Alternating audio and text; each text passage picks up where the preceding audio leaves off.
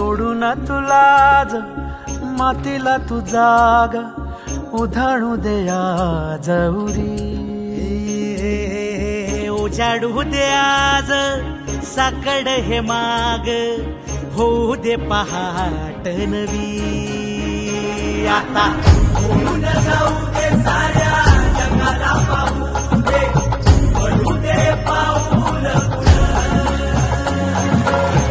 जरी काट पाया खाली लाकड्याला येऊ दे पडू दे पाऊल.